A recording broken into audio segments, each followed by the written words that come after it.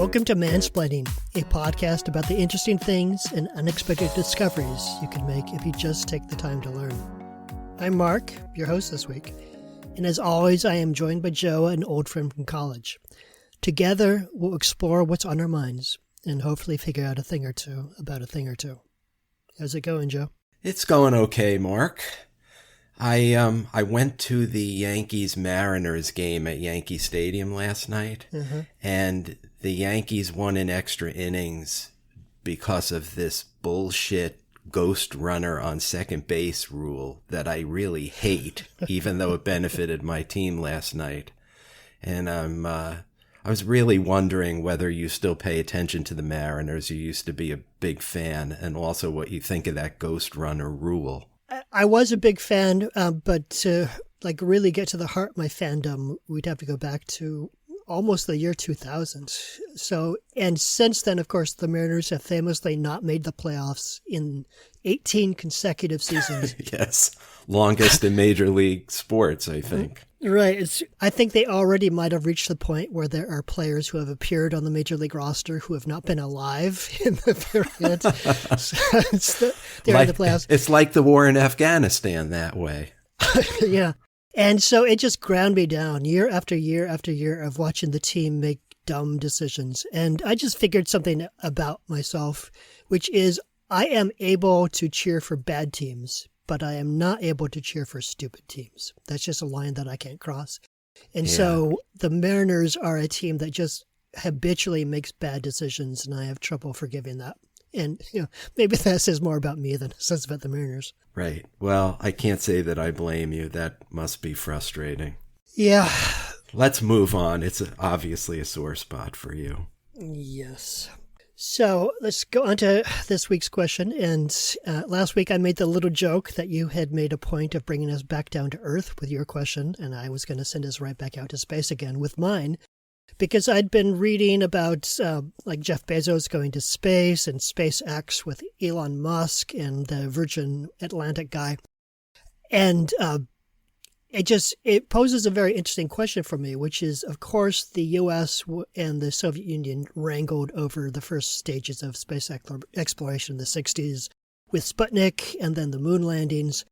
And I've heard astronauts talk about when they landed on the moon, they thought that was just humanity's first step into space. And of course, we would keep going to the moon, and then we go to Mars, and then maybe we would even consider sending some expedition outside of our solar system entirely.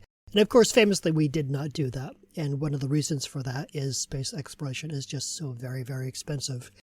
And if you discount the amount of money we're willing to spend on defense, we always seem to be short on funds for things like schools and roads and that sort of thing. So to an extent, it's a zero-sum game of what you spend on space exploration, you maybe will not be able to spend on other priorities. Right. And so we did not go back to the moon. We have not had another manned mission to the moon, and we have not made it to Mars, though we're now thinking about it. And the latest exciting space, achievements have been by private companies that are stepping into a ground that used to be owned by NASA. And so my question for you is there enough in space exploration that nations like the U.S. and China and Russia should be spending vast amounts of money on it, and that it should be owned by nation states? Or is this something which we should allow to be privatized by companies like Amazon, which make their billions by selling trinkets and then turn it into advances for the entire human race? Yeah, so thank you for that. Another interesting question, Mark. And I kind of teased at the end of our last episode that this is something I care about. And so I feel like I should begin my answer with a full disclosure that as a young child in the 1960s, I wanted to be an astronaut. And I owned a giant jigsaw puzzle of the Apollo 11 crew. And as you also know, Mark, I'm a huge Star Trek fan.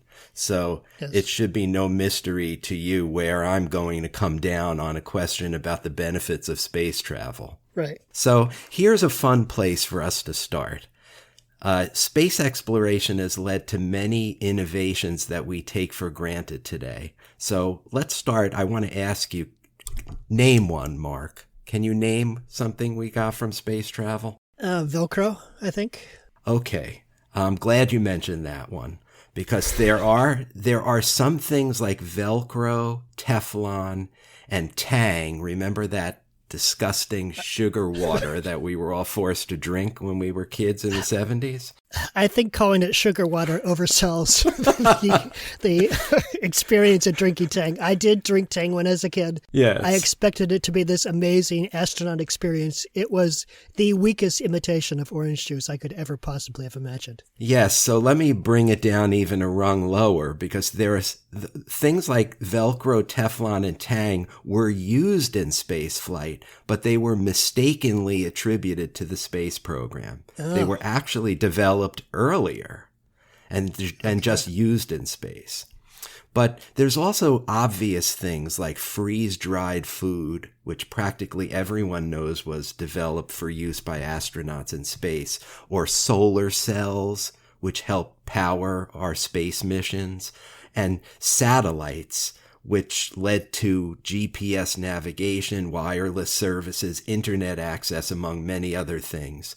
In fact, when LBJ was president, he said the value of satellites in military reconnaissance was worth the entire cost of the space program because they minimized the risk of catastrophic miscalculation by the USA and the Soviet Union, with, of course, the Cuban Missile Crisis being the prime example. Right, right. But here's a laundry list of other inventions and technology that you may not know were directly attributable to the space program. Some interesting things on this list.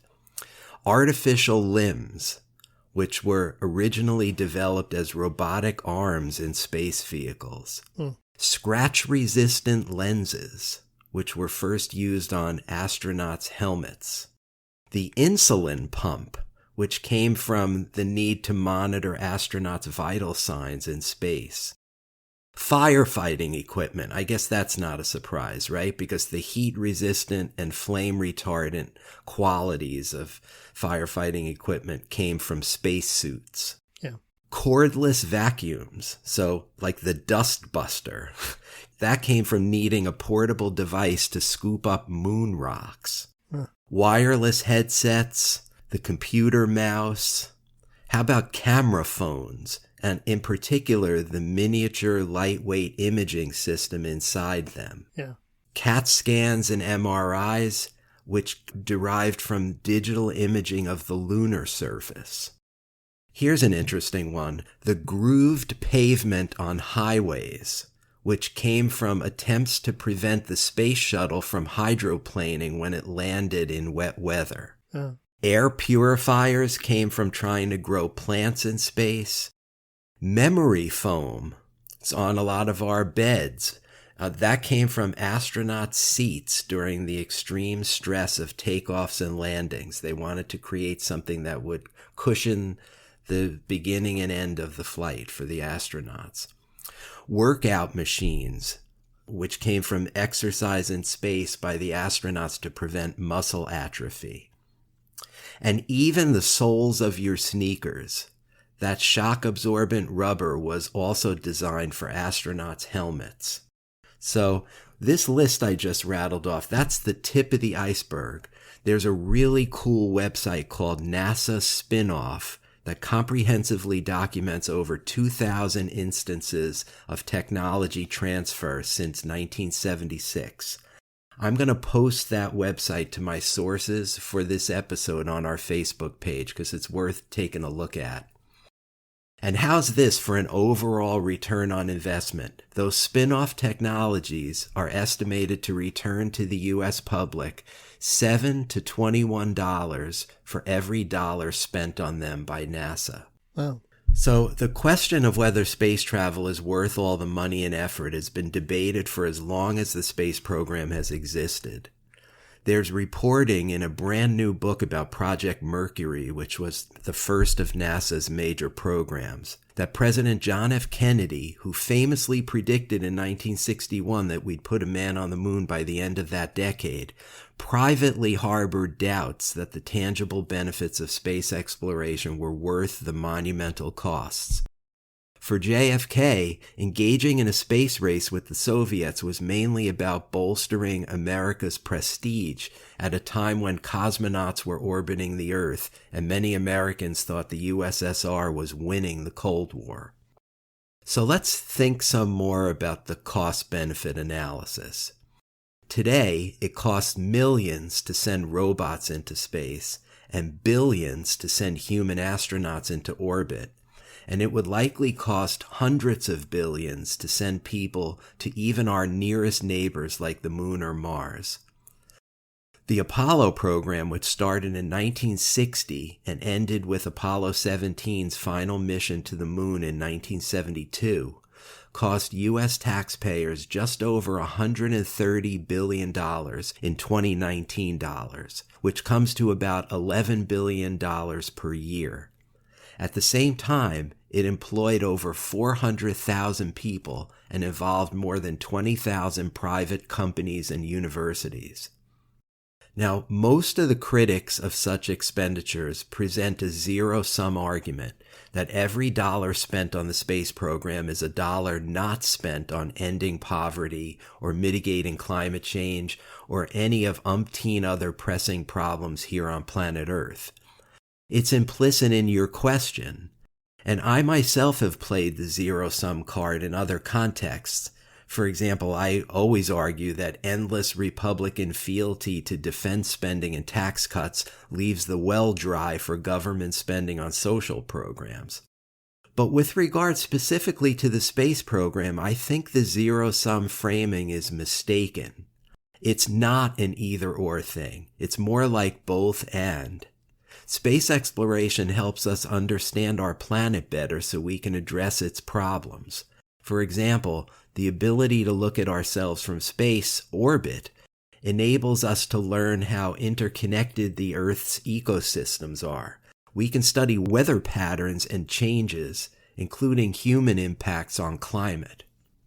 Incidentally, NASA is sensitive to the zero-sum critique. It released an agency-wide economic impact report in September 2020, claiming that in fiscal year 2019 alone, it supported over 312,000 jobs around the country, generated some $64.3 billion in total economic activity, plus an additional $7 billion in federal, state, and local taxes.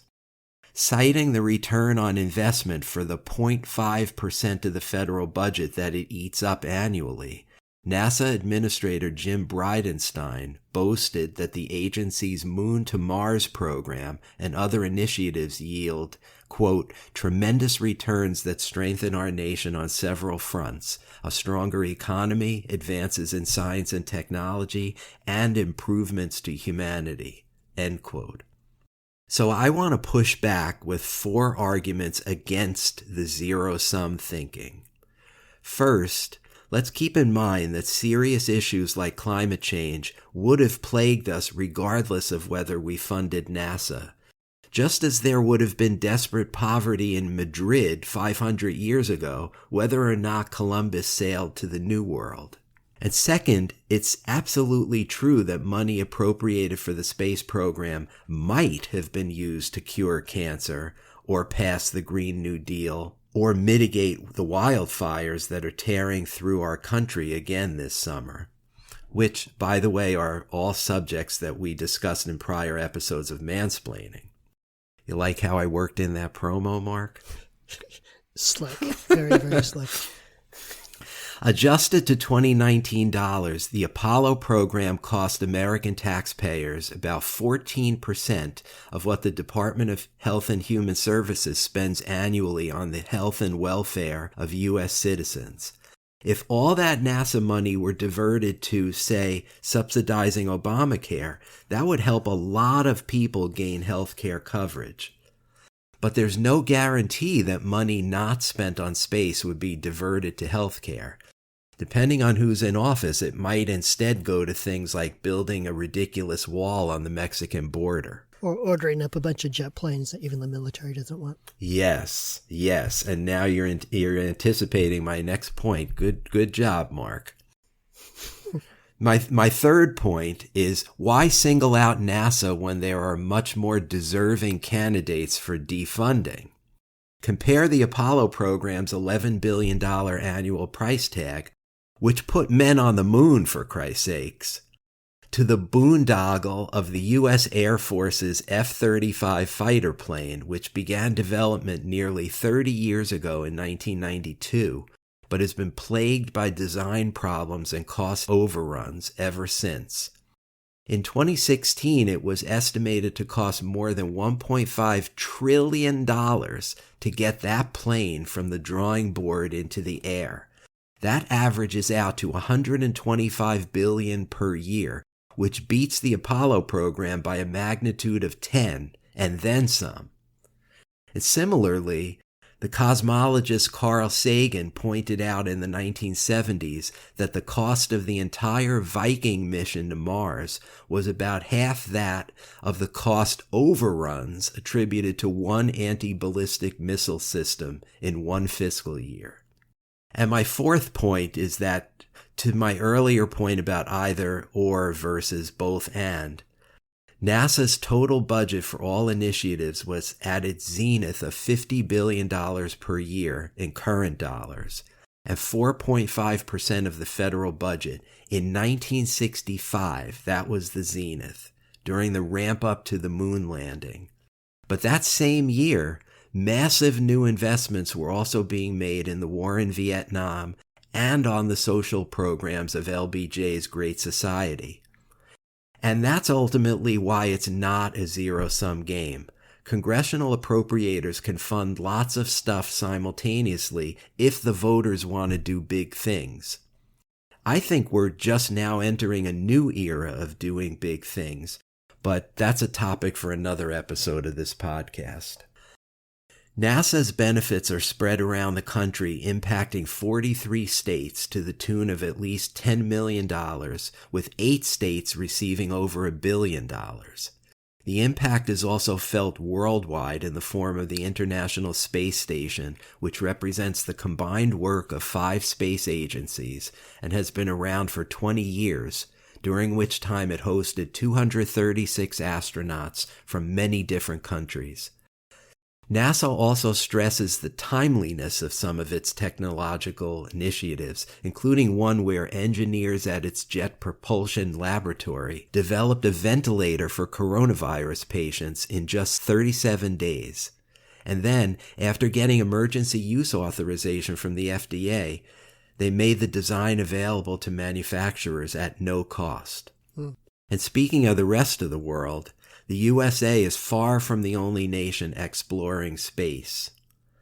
There's our longtime rival Russia, formerly known as the Soviet Union, whose scientists were pioneers in the field of rocketry in the early 20th century, and who beat us to space by launching the first satellite into orbit, Sputnik 1, back in 1957. The Soviets also put the first animal into space, Laika the dog, on Sputnik 2, also in 1957, and the first human, Yuri Gagarin, in 1961. And incidentally, Mark, poor Laika didn't survive her flight. The technology for returning from orbit had not yet been developed, so there was no expectation that she would survive.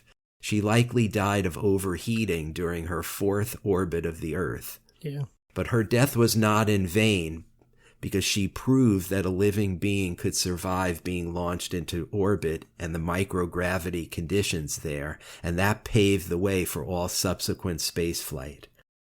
So the USSR raced the US to the moon throughout the 1960s, as we all know, before abandoning those plans after Apollo 11. And focusing instead on sending unmanned vehicles to the moon and other planets.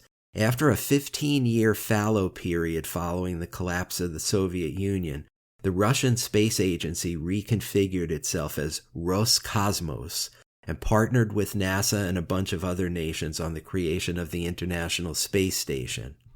After the U.S. retired its space shuttle fleet in 2011, Roscosmos became the only way that NASA and other agencies could send astronauts to the International Space Station. The Russians plan to send crewed missions to the moon and Mars in the next decade or two. And besides the US and Russia, China, Europe, and India also have space programs. Though the Chinese were launching rockets as far back as 1960 and communications satellites by 1970, the Chinese National Space Agency is seen as the fastest rising competitor to the US and Russia. In the near future, they hope to send people to the moon, launch robotic probes of Mars, and deploy a modular, permanently crewed space station to replace the International Space Station that's being retired in 2024. European countries dabbled in launching satellites in the 1960s, but it wasn't until 1975 that 10 countries joined forces to form the European Space Agency, or ESA. Since then, they've collaborated with NASA on a lot of projects, including the Hubble Space Telescope and the Cassini-Huygens probe of Saturn. The ESA was also a major contributor to the International Space Station and is looking to create a permanent lunar outpost called the International Moon Village. India's space program traces back to its independence in 1945. The Indian Space Research Organization already sent unmanned probes to the moon and Mars. Next year, it's hoping to become the fourth space agency to send humans into orbit. So that's a lot of activity I just described. Space is going to be explored in the years to come, whether or not America participates. Right. As we struggle to quantify the value to our country or the world from all the scientific discoveries and inventions that came from the 7-decade project that is our space program, I wonder whether the greatest benefits are intangible. In December 1973, the New York Times writer John Noble Wilford asked the cost-benefit question and concluded that it was impossible to quantify the value of the knowledge that came from our exploration of space. I quote from his article, "Of what value is it to measure the true shape of the Earth, to know the geologic history of the Moon, to find out the temperature of Venus, to see the canyons of Mars, to look Jupiter in the eye of its great red spot?" End quote. And if I can add my own example, if not for space exploration, how would we know what else is out there? Thanks to the placement of superpowered telescopes like Hubble and Kepler outside the Earth's atmospheric distortion, scientists have been able to create models predicting the conditions under which life could exist outside our Earth or solar system. At last count, there are 60 potential habitable exoplanets identified for follow-up research. A decision not to continue exploring the universe would, I think, be a tragic failure of human imagination. And now I want to move to the second part of your question, which also uses zero-sum language. You say, should national governments explore space, or should it be outsourced to rich individuals? Sure. When we talk about privatizing space exploration, we're talking about a burgeoning industry funded by lots of mega-rich guys with recognizable names, like Paul Allen of Microsoft, Larry Page and Eric Schmidt of Google, the film director James Cameron, and Ross Perot Jr. But I want to focus on the side hustles of 3 billionaires who've done the most significant work recently. Jeff Bezos and his company Blue Origin, Elon Musk and his company SpaceX, and Richard Branson and his company Virgin Galactic. And let me start this section by confessing that the conceit of billionaires privatizing space turns my stomach. It's especially galling to liberals like me and anyone interested in addressing income inequality that billionaires are pumping tons of their own money into sending themselves and other plutocrats into space while paying little or nothing to the IRS. Right. Senator Bernie Sanders has had a field day mocking billionaire space cowboys on Twitter and reminding Americans that it's time for them to pay their fair share in income taxes. To that I say, hear, hear. Jeff Bezos, after he got back from his little space venture, gave a press conference in which he thanked the Amazon employees and Amazon customers for paying for his trip. Yes. And he said that his space explorations were funded by his, quote, Amazon winnings, unquote, which I always thought was a strange way to phrase it. Right, yeah. And speaking of Bezos, I wonder if you heard about this. Somebody started a petition drive on change.org called "Do Not Allow Jeff Bezos to Return to Earth." And it got 165,000 signatures. Yeah. Its creator wrote on the petition's landing page, quote, "Billionaires should not exist on Earth or in space, but should they decide to go to the latter, they should stay there," end quote. So he's not exactly the most popular figure in the world for what he's doing. Lest anyone think that rich people funding research into space is a new thing, it's not. In the 1800s, astronomical observatories were funded not by governments, but by endowments from wealthy people. The Guggenheim and Smithsonian families were early donors for Robert Goddard's rocketry projects in the early 20th century. Corporations have been trying to commercialize space since the 1980s. I'll say more about that in a minute. And the Russians have been sending wealthy tourists into space on Soyuz rockets since 2001. But let me bring it back to these three billionaires. Richard Branson was the first of the billionaire space entrepreneurs to get there, riding his own Spaceship Two to the edge of space just last month.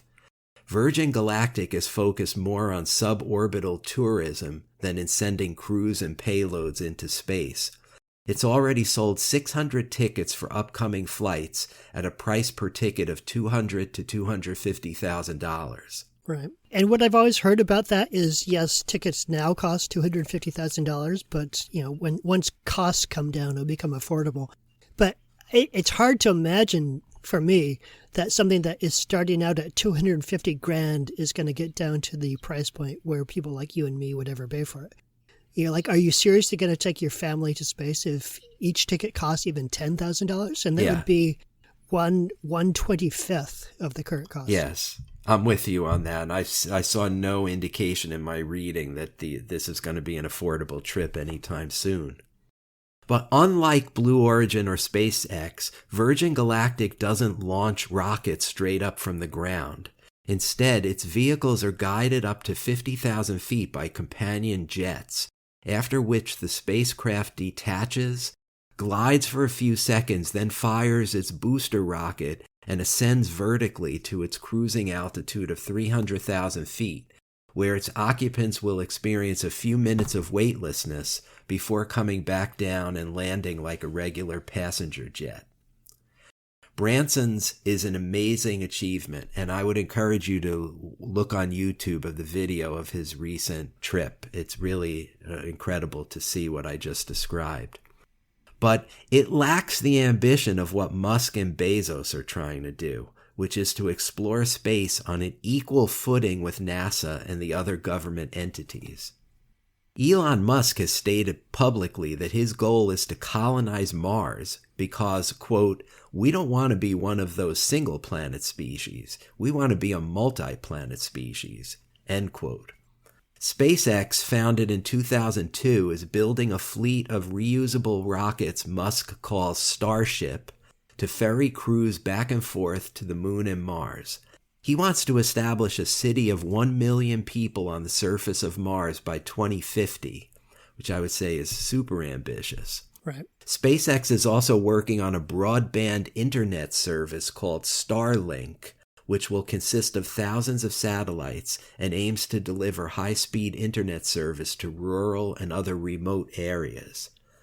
SpaceX has already transported NASA astronauts to the International Space Station, and in April, it beat out Bezos's Blue Origin to win a $2.9 billion contract from NASA to help it land astronauts on the moon's surface as soon as 2024.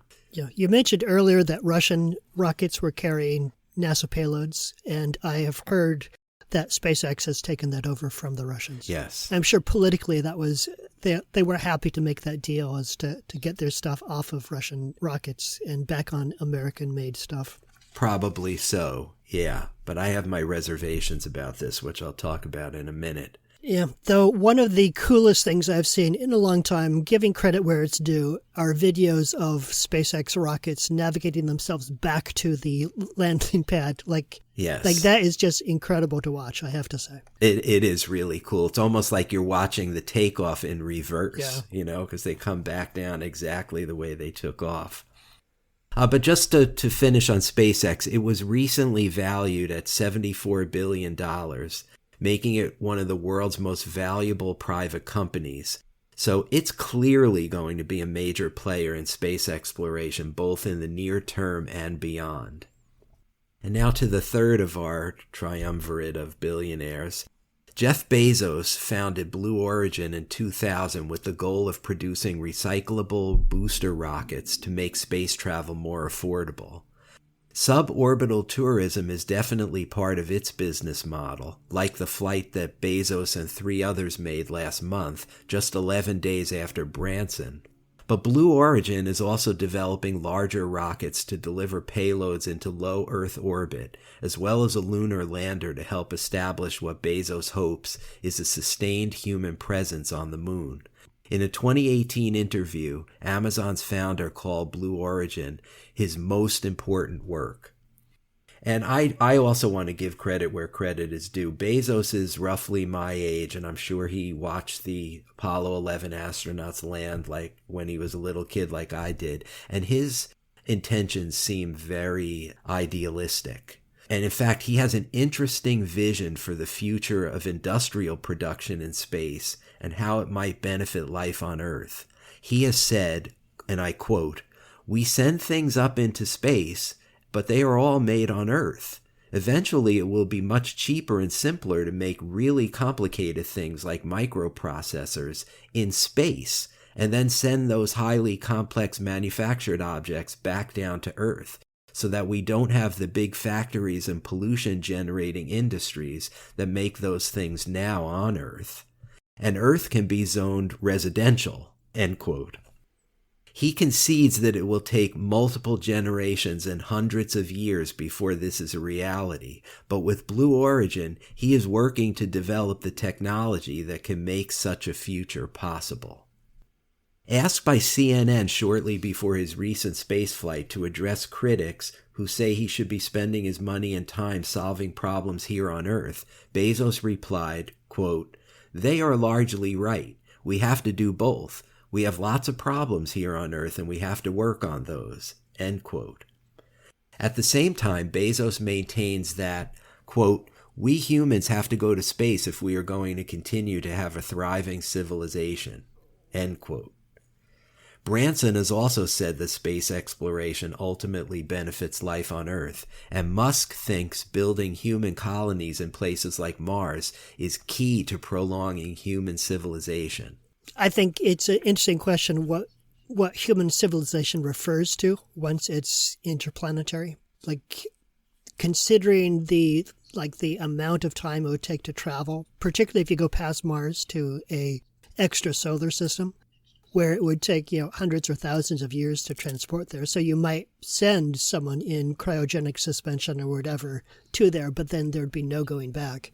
That there's civilization is probably the wrong word for that. It would be the human species continues, but then it would be bifurcated or trifurcated into multiple human civilizations, which essentially would not overlap. Yeah, that's interesting. Does it really relate to what you're saying? It's just something that occurred to me as you were talking about it. Yeah, and while we're on this subject, so the ancient humans walked out of Africa to all these different places, and now we're learning that Neanderthals and other non-Homo sapien species developed from that common ancestor. So what you're saying is if we send that person out to another solar system, that's basically the beginning of a new line of the human species. Right. Yeah, a common ancestor, but very... Common ancestor, but new. Yeah, completely new, species. Completely different. Yeah. Okay, I want to pivot to the commercial space industry, which is emerging fast. It's dubbed new space, one word. And it consists not only of egotistical billionaires taking joyrides in space and partnering with NASA and other governmental agencies on crewed missions to places like Mars, but also private expeditions to mine precious metals in places like the asteroid belt. Beyond SpaceX and Blue Origin are other billionaire-funded private companies like Planetary Resources, Deep Space Industries, and Bigelow Resources, all betting that the mining of precious metals like nickel, iron, gold, and the platinum group, which is used in manufacturing electronics, will unlock vast amounts of wealth and start a new industrial revolution. These companies are relying on a law called the Commercial Space Launch Competitiveness Act, aka the Asteroids Act, that was passed in Congress and signed by President Obama in 2015.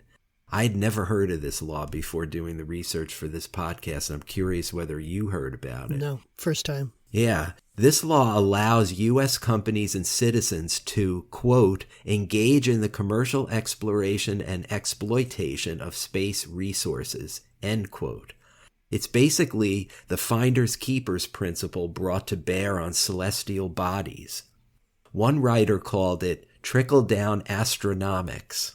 I love that line. U.S. corporations will have property rights over the natural resources they extract from asteroids. Right. That really reminds me of how the New World was explored and populated, back in the 15th, maybe in the 14th century, is that private corporations were instituted to go out to these unexplored territories and to basically they would have unlimited power and economic rights in these territories. And it was a way to fund getting a foothold within these territories for nation states like, Britain or France or Spain.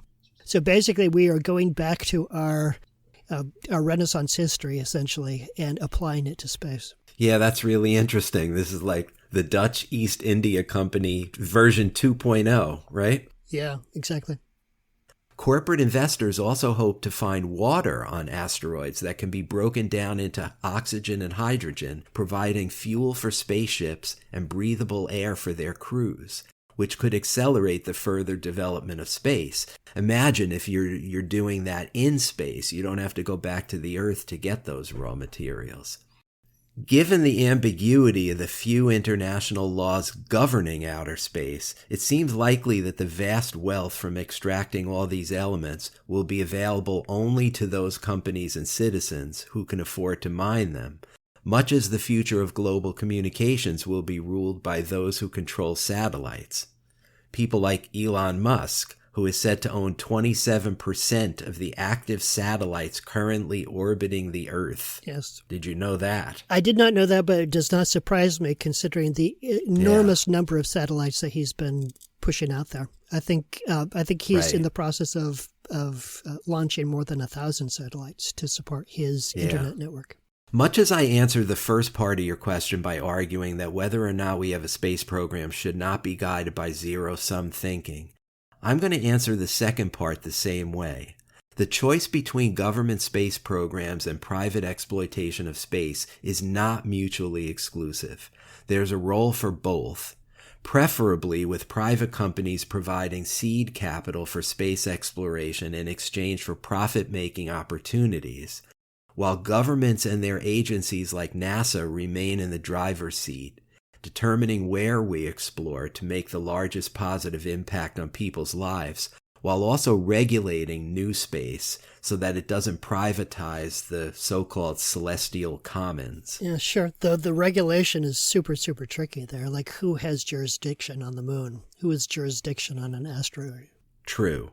And there was a law called the Outer Space Treaty from 1967 that basically said no country could annex a celestial world if you can't just plant the flag and say the moon belongs to the U.S. or Mars belongs to the Soviet Union. And the Asteroids Act kind of picked up on that original act from 1967. So my opinion about no zero-sum thinking here is not an outlier opinion, I just want to point out. In a 2018 Pew Research survey, 72% of Americans said it was essential that the U.S. continue to be a world leader in space exploration, while 65% that said that NASA should lead the way as opposed to outsourcing to private industry. Not many things get that kind of supermajority support these days in our polarized country. Yeah. But beyond public opinion, there's also a subtler and more philosophical argument to be made here.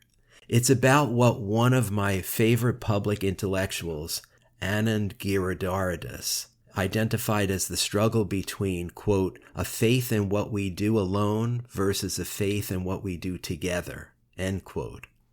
The rugged individualist, the pull yourself up by the bootstraps capitalist, and the power of movements that got rid of the King of England and Jim Crow. These two phenomena have competed for primacy in American life since the founding of the Republic. Giridharadas thinks they lived in a certain healthy tension for much of the 20th century, but that more recently, quote, we've come to venerate what we do alone and sneer at what we do together. Even though, as he put it, the most important things we've done in this culture have been together. He believes, and I agree, that we need to restore that healthy tension between the two. In that frame, SpaceX, Blue Origin, and their egomaniacal self-funding owners are the exemplars of what we do alone, while NASA and its hundreds of thousands of employees are what we do together. For me, that's the single best argument for a continuing government role in space. It's important precisely because it's something we need to keep doing together. Yeah. Up to now, I've steered clear of arguments that romanticize the tangible benefits of space exploration because they're often used by the uber capitalists to justify their privatization efforts. For example, if you just let me mine that platinum on the asteroid and keep whatever I find, think of how many more iPhones we can have. Mm-hmm. But notwithstanding its appropriation by the money men, the expansion of humanity's frontier to include space is an inspirational idea. It just is. So I want to close with a quote from the polar opposite of a money man, the aforementioned Carl Sagan, who may have done more to popularize space exploration in the USA than anyone not named JFK, Neil Armstrong, James T. Kirk, or Luke Skywalker. Sagan wrote, and I quote, "Exploration is in our nature. We began as wanderers, and we are wanderers still. We have lingered long enough on the shores of the cosmic ocean. We are ready at last to set sail for the stars." End quote. For Sagan, space was indeed the final frontier, and he longed for us to boldly go where no one had gone before. I'm with him. How about you, Mark? I agree. I do see stepping into space as the next obvious place we go. And either that's because we boldly go there, or because more within Elon Musk's way of thinking about things, we're forced to go there because we're leaving a charred husk behind us. And right. that space is the only place to survive. I feel like when we're talking about space, the government we're talking about is not the United States. It's not China. It's not the Soviet Union. It would have to be some global authority that has more actual authority than the global authorities that we have right now. Yeah. The United Nations can pass a resolution about what we should do on the moon or on Mars, but no one is going to observe it if it runs counter to what they perceive to be their self-interest. And so I think imagine the scenario in which, let's say, SpaceX is going off the rails in terms of brutal exploitation of what should be common resources, and whoever is president or the Speaker of the House at the time tries to rein them in. What do we do about a company like that simply setting up its operations in, the Bahamas or Sri Lanka and saying that your laws no longer are binding on us? Right. It would have to be at a global level to prevent the very easy tactic of outsourcing.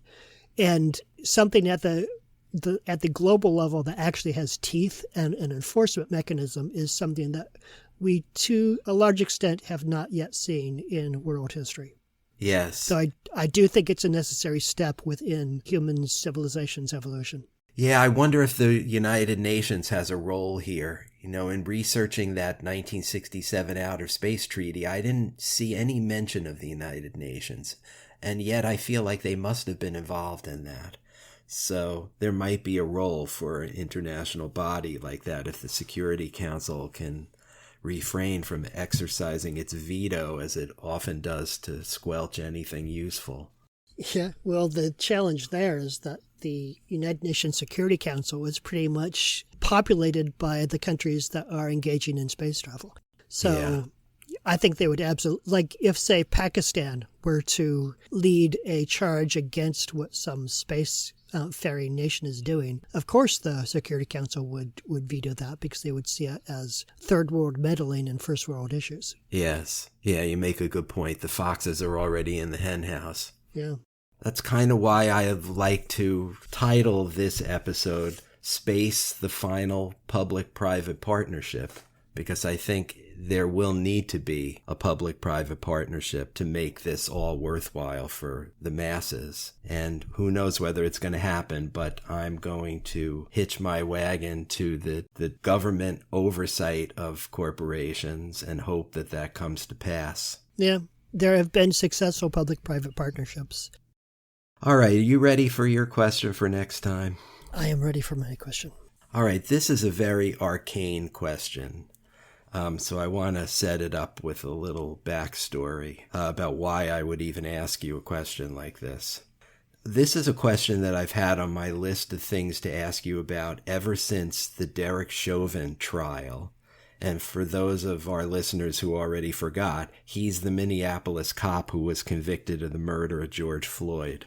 When the Chauvin jury started deliberating, I started worrying, like I suspect a lot of Americans, about whether he'd be acquitted despite the obvious and overwhelming evidence of his guilt. Would the jury nullify the law? And would the judge allow a verdict like that to stand? Thank goodness that didn't happen in Chauvin's case. But in a world where O.J. Simpson was found not guilty, and cops and vigilantes often seem to get away with murder, my underlying worry still seems relevant. So I'm hoping you can help me to better understand this phenomenon, Mark. What is jury nullification, and how often does it happen? Okay, I'm going to be starting from a blank sheet of paper because until now I have never heard that phrase. So interesting. It'll be very educational for me to look into this. So thank you for pointing out something that I did not previously know. Okay, well, I may be misusing. There certainly is a phrase, jury nullification, and I may be misusing it in the context of OJ or Chauvin, and I want you to educate me about that, so I look forward to it. Okay, I'll do my best. So if you have any thoughts on this episode or would like to leave comments on previous episodes, we have a Facebook page, which you can find at Mansplaining Podcast. And we hope you come by and like our page, leave a comment or two. And if you pose a question there, we might even answer it in a future episode. If you'd like to help us out, you can assist other people in finding this podcast. Recommend it to friends, tell your coworkers to listen, or leave us a rating and a review on iTunes or Spotify or wherever you find your podcasts. Yes, please. 5-star ratings really help other people discover new podcasts, and so that's the biggest favor you can give us. But please, no 6-star ratings. No, 6 is just, at that point, people are just suspicious. Like, seriously, 6 stars? Right. No. Right. So that's it for this week. I'm Mark. That was Joe. And thank you for spending your time with us. Until we meet again. That's it for this edition of Mansplaining. Mansplaining is brought to you by Joe and Mark and nobody else. Thank you for hanging out with us for a little bit, and we'll see you next time.